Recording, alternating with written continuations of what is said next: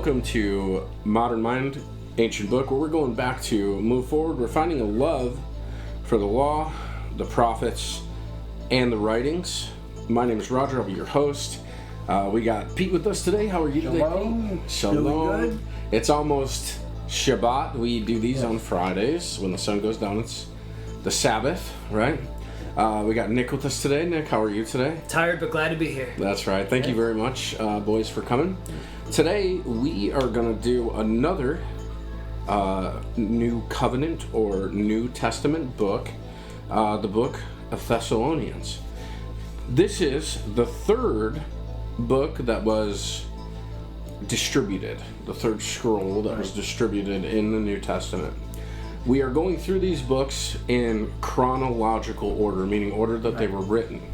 So it's not going to be Matthew, Mark, Luke, John, Acts, as people are used to. Instead, it's been James, Galatians, and now 1st and then 2nd Thessalonians follows, which are indeed two separate books, not like a lot of the Old Testament scrolls. Yeah, for the sake of the size. And That's these, right. Yeah, the separate. Yeah, these are pastoral epistles. Right. They were letters. Which are letters. Yep, letters written, exactly. And the cruelest book for people with a lisp to pronounce. Thessalonians. Thessalonians.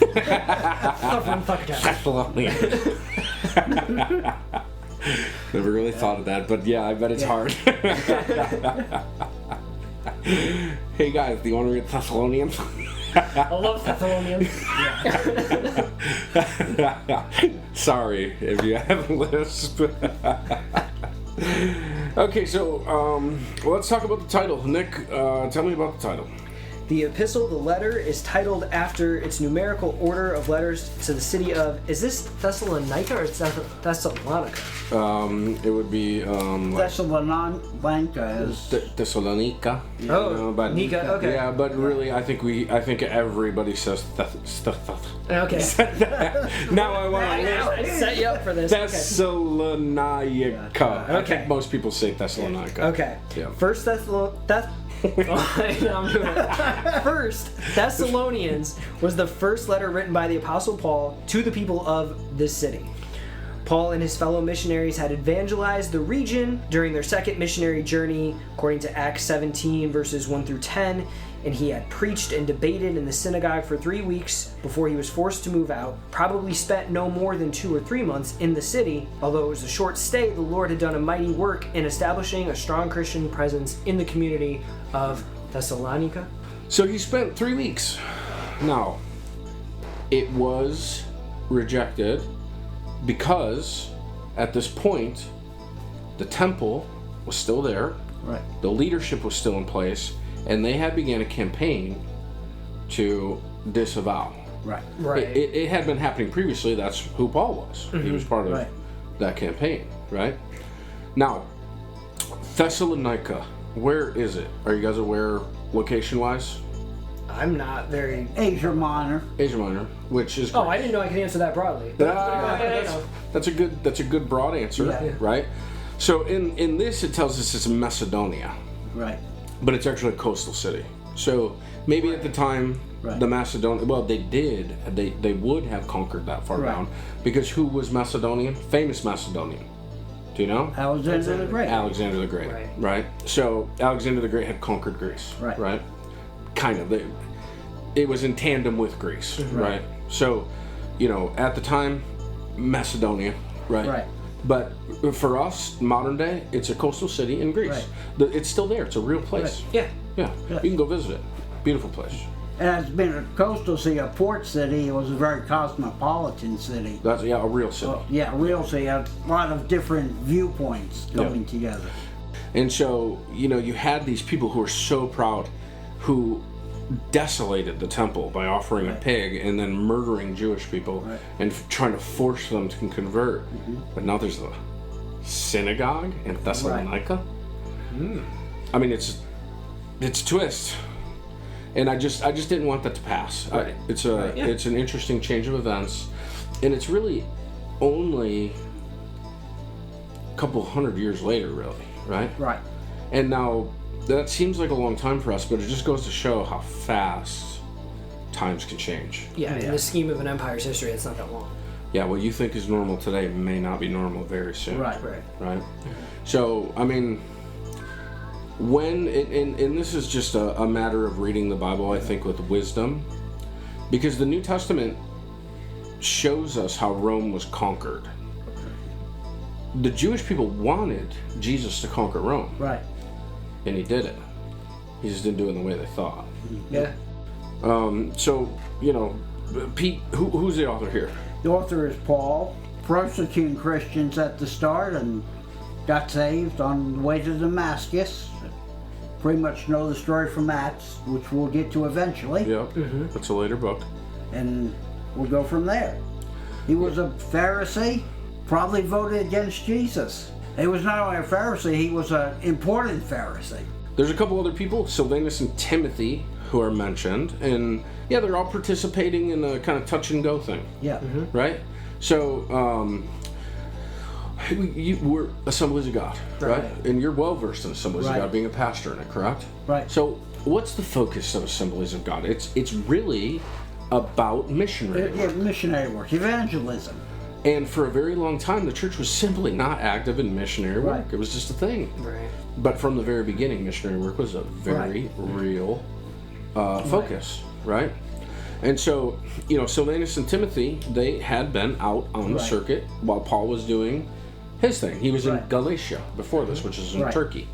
So, if, in the listener's mind, if you can imagine this, you have Israel along the Mediterranean coast, and they go north and then a little bit east into what we call Turkey today, into Galatia.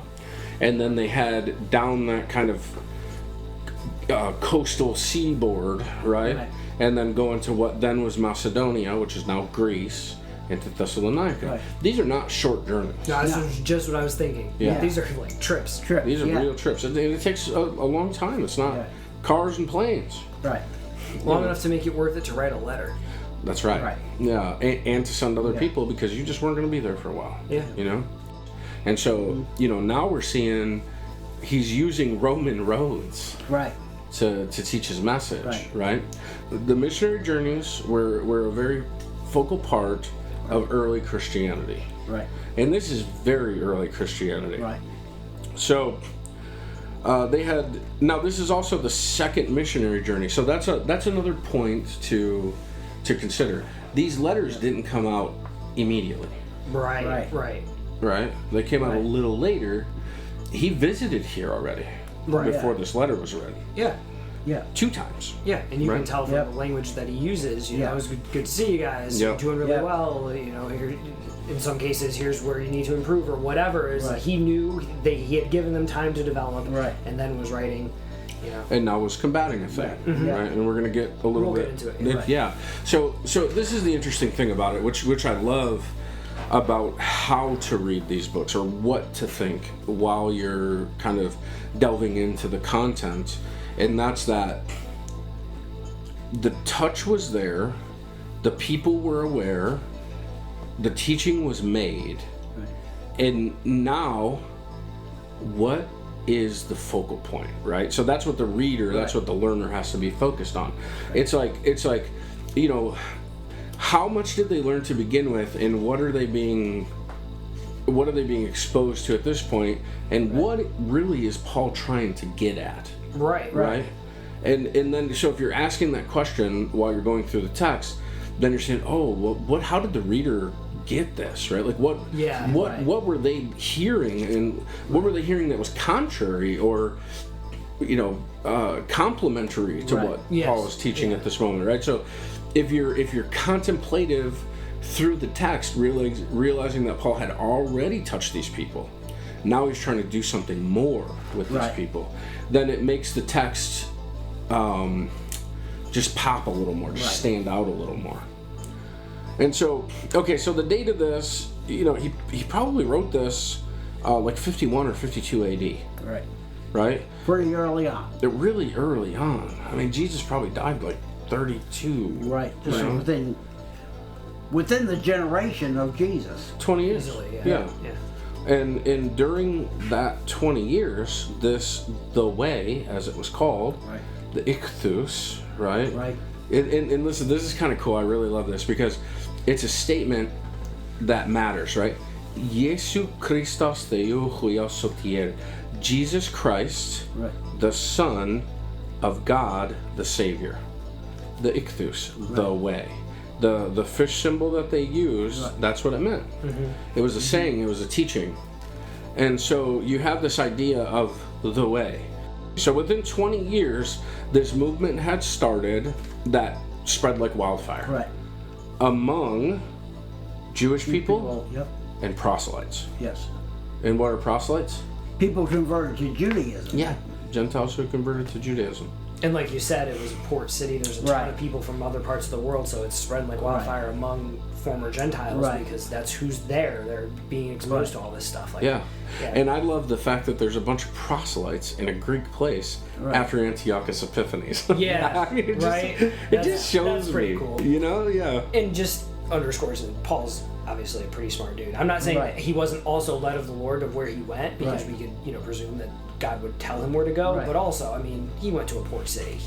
He wasn't going out. That goes to the recipients, right? So this statement, Thessalonica was the largest and most significant city in Macedonia. Right. Right. So why wouldn't you go there? Very strategic. Right. Yeah. He went to New York City and not Pinewood, South Carolina. That's right. Exactly. Exactly. That's Yeah. right. That's right. Well, and that's, these are intelligent, capable Yeah. people. Yeah. Yeah, I mean, these are real people in the real world making Oh, yeah. intelligent, basically business decisions. And so these books are very much that. Recipients. So since this was the largest city in Macedonia, it was the capital of the province and had 5 or 6 magistrates, and they ruled as a politarch, right?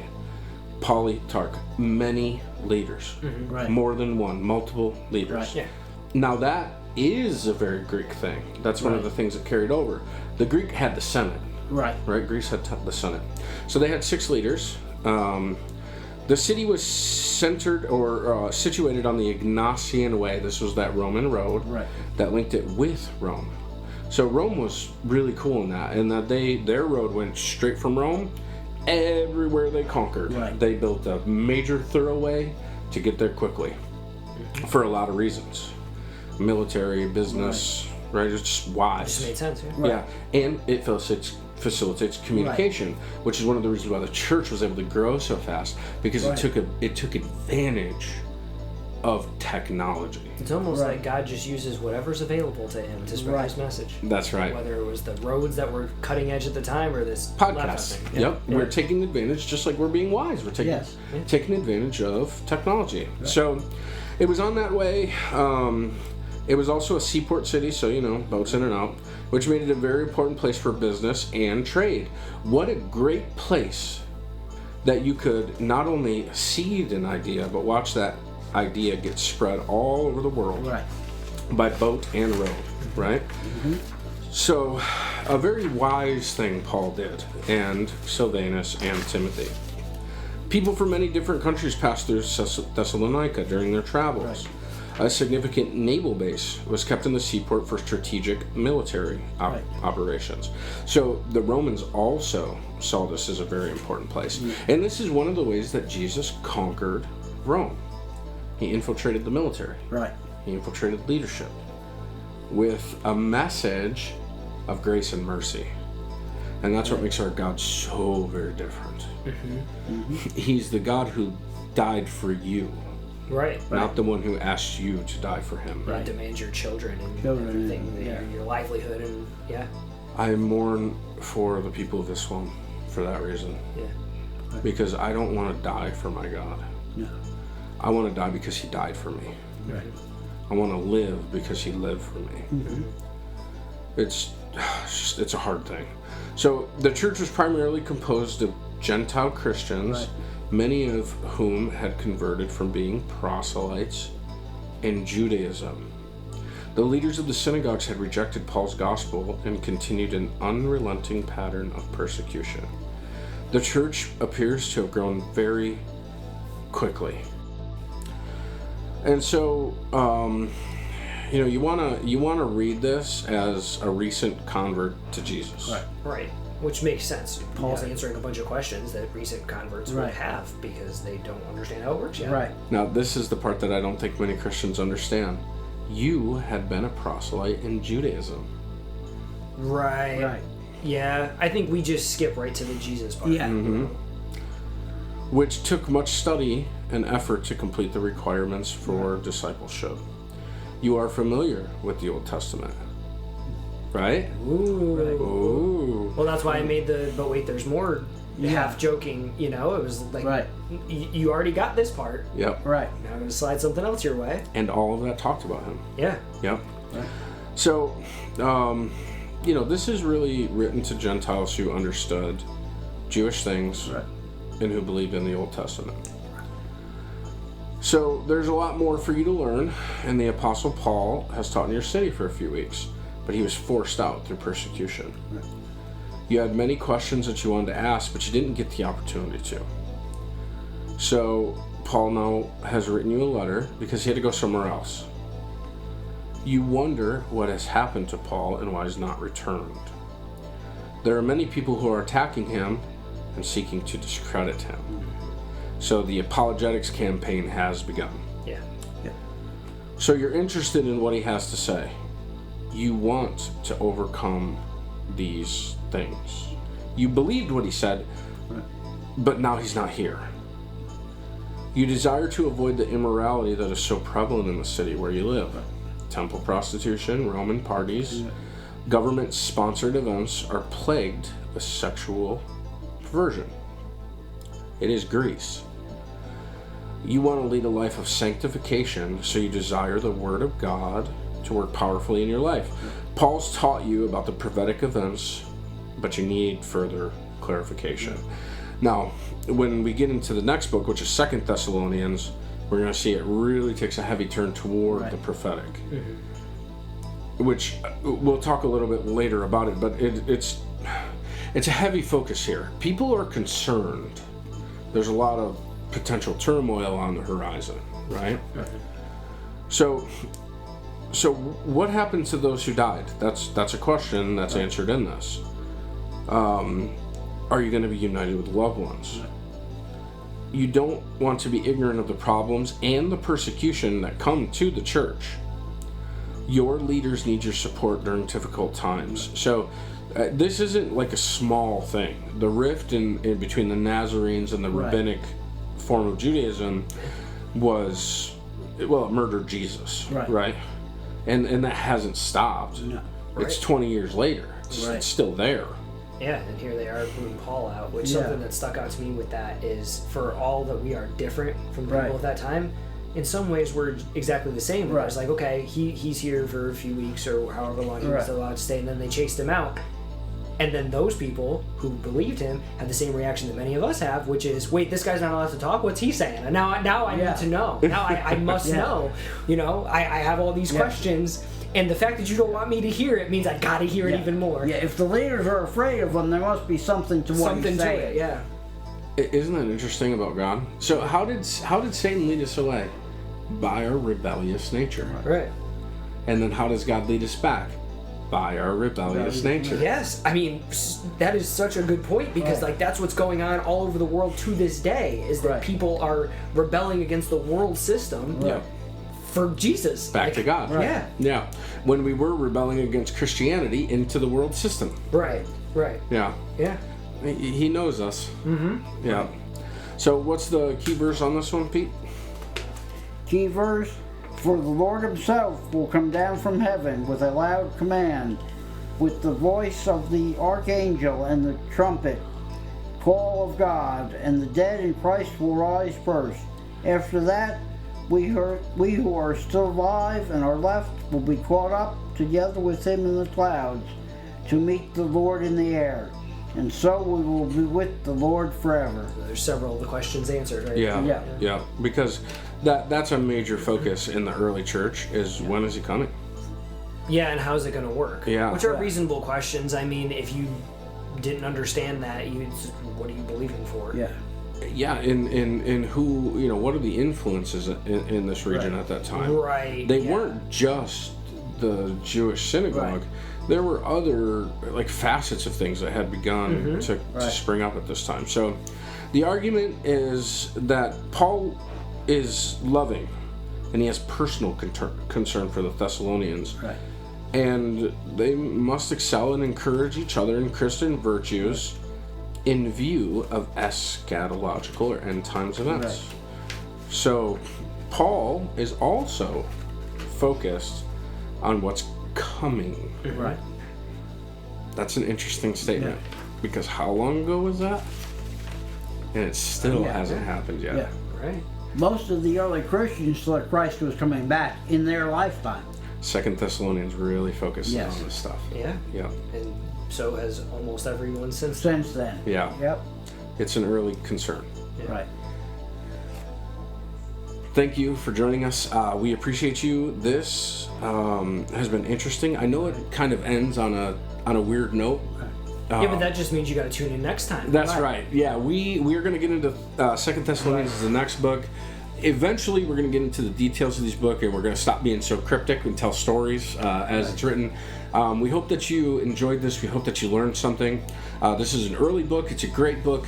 It is Paul reaching into his world as a missionary, making changes. We hope and pray that you take great courage from this and reach into your world and make changes. There's people out there who are ready to listen, and those who are not ready to listen, tell them anyway. We love you and we appreciate you. modernmynnaturebook@gmail.com. We will see you next time.